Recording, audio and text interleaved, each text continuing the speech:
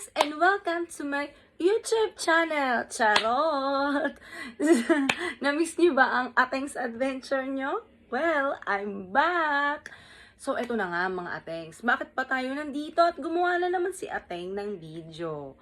Gumawa ako ng video kasi marami nagtatanong sa akin about Bags to Love by Ateng's Adventure. Okay, ngayon sasagutin ko yung isang common na question laging tinatanong ng lahat ng tao sa akin. Nagbibenta ka ng bag, pero gumagamit ka pa rin ng ibang mga brands na bag na mamahalin pa. Okay.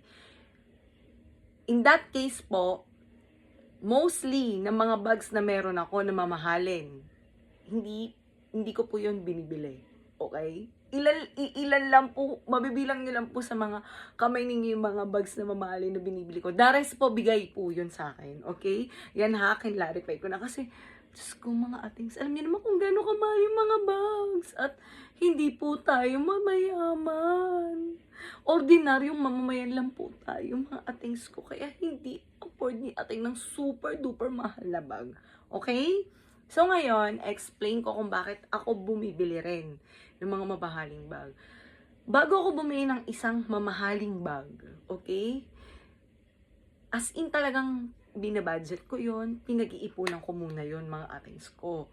At dahil nga meron tayong Bags to Love by Ateng's Adventure, kailangan ko rin pag-aralan yung mga iba't ibang klase ng bag, lalo na yung mga mamahaling bag, okay? Yung mga luxury items like Dior, Chanel, alam niyo naman yon, di ba? No need to mention na. Ayun. So, ginagamit ko rin po yung para pag-aralan kung anong klaseng leather meron sila, anong style nila, ganito, ganyan. Para makumpara ko po yung bag na ibibenta ko sa inyo. Kasi sa totoo lang mga Atings, lahat ng binibenta kong mga bags dito sa Bags to Love by Ateng's Adventure, ako po mismo namimili nun. As in, ako. Talagang gusto ko po talaga. Ganun ka-exage.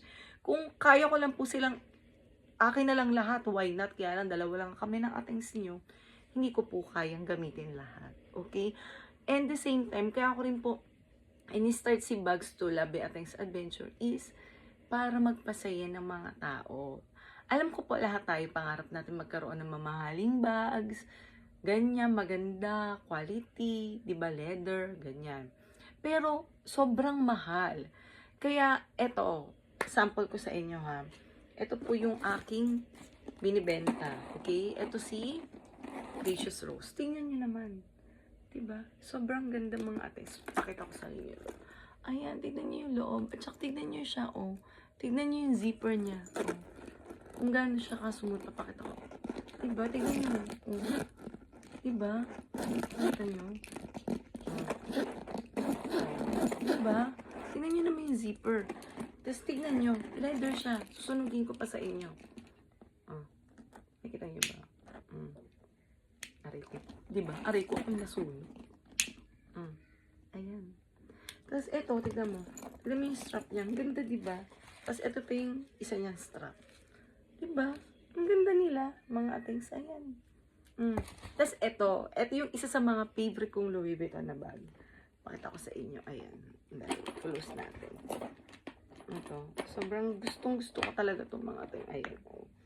Diba? Ewan ko kung nakikita nyo to sa mga videos ko, sa mga picture ko. Kasi isa sa mga favorite bag ko to.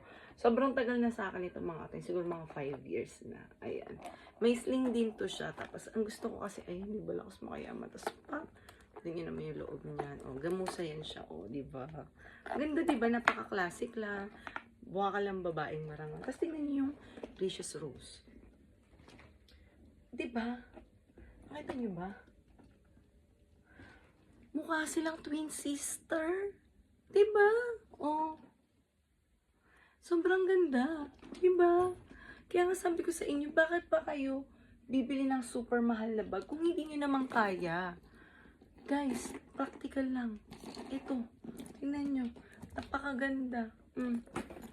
Ang zipper. Diba? Pakalinis. Oh. Diba? Ang hardware niya. Tignan niyo pa ang loob niya. Diba? Tignan niyo yung loob. Diba? Yun lang. Sana nasagot ko yung tanong kasi ginagamit ko po yung mga mamahaling bag ko para sa aking research and development ng aking brand. Yun lang po. Maraming salamat po. Bye!